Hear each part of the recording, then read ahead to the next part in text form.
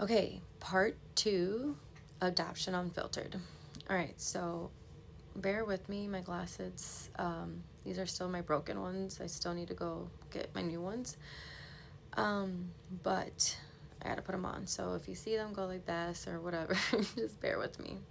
So fast forward, and I'm 3 years old, and for whatever reason, my birth mom takes me to Old San Juan, Puerto Rico, to go live with my grandparents, and also, my titi and my tío. And I stayed with them from 3 to 5. And my grandmother, she's a good woman, but man, that woman was strict, so strict, and had very particular rules. She was very, very clean, very OCD. I definitely picked up those genes from her, those traits or whatever, but you weren't allowed to sit on her furniture. She had plastic covers. I'm sure some of y'all can relate. Her house was more for like, look, don't touch type of thing. They had a beautiful home, and she was very strict. Every Friday, my grandmother we would go to JC Penney's, I can't talk, and she would get her hair done, and she would always buy me a big fluffy dress that I hated wearing. But she was good to me from what I can remember. I called him, Papi, and then his name, but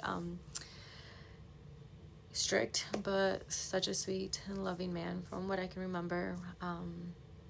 We used to dance and play a lot of his instruments, and so I lived with them part of the time, which also my oldest cousin from my titi, her son, for whatever reason, I think I kind of know, but I don't need to share because it's not relevant to the story. My grandmother also raised him too. And then, like, what I can remember from my titi and my tío, like my titi, which is my birth mom's sister, the way she loved me, and she unfortunately is not here as well, but the way that woman loved me that I can remember, she loved me like I was her daughter. I don't ever remember her being mean to me, like, ever. I just remember her just showing me love. I could be wrong, but I don't think so because I feel it. And when, being raised with by, her and her husband, who I love just as much, he recently passed away. Like, when I had to say goodbye to them, that was hard. Like, even though I was young, there's like some, certain memories that you just like can remember, whether they're good or bad. And that one hurt. It hurt her not being no longer in my life, because she was, and her daughter too. Her daughter, who is my cousin, good to me as well. And I recently actually just ran into her at a wedding, a family member's wedding. I haven't seen her in a really long time. I'm talking about like 15 years I haven't seen her.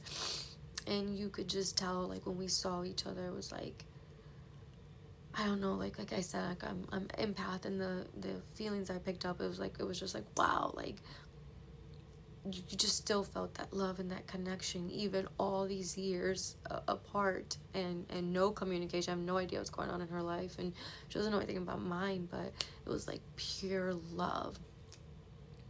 So fast forward to, obviously now I'm 5 years old, so lived there for 2 years. Obviously I only speak Spanish, sorry, can't say that word.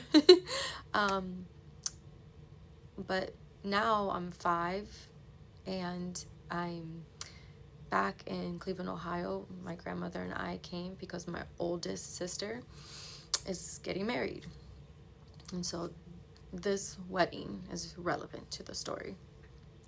I'm 5 years old. I've always had long hair because I grew up basically being told, like, if you have long hair, you're beautiful. And so right before my grandmother brought me back to the States, she chops my hair off up to here. And she told me it was because when I slept crazy, and I slept with my hair all over my face, and she thought I was gonna suffocate and die. So she chopped off my hair. Okay. So in these pictures of this time in my life, you could just tell I feel like I was still mad like about my hair, because I don't know, I just feel like that's what I felt. But anyways, back to the story. So I'm in the wedding, right? And the colors of the dress of every other bridesmaid is like a blue, like a you know, this is like early 90s, like that electric blue. And then me, the flower girl, and I have this pink fluffy dress, of course, that my grandmother got me. And at 5 years old, I remember feeling so not wanted, because I could recognize that every other bridesmaid had a blue dress, and I'm the bride's baby sister, and my dress was pink. But my sister, who was 3 years older than me, her dress was blue, and she had such a like important part in the wedding. Like, at least from my point of view at 5, that's how I felt. And I just felt like I was like an afterthought, like oh yeah, like bring her. Like, I genuinely feel like, either because I know for a fact my birth mom obviously didn't care to have me there, and neither did my older sister, because if they did, I would have been there. I feel like either my grandmother said I'm bringing her, or my godmother, because she was there, said, like, you better bring her. Like, I think that's probably what happened. And so I remember like several memories of the wedding, like obviously sharing like what I just told you, how I felt like an afterthought, like I wasn't really wanted here, like why do I look different than everyone. Like, I remember all of that. Like, I remember not enjoying that wedding. But all the memories I remember are not relevant to the story, so I'm not going to share. But the one memory I do not remember is relevant to the story. So I was told, and then I actually saw picture proof of it.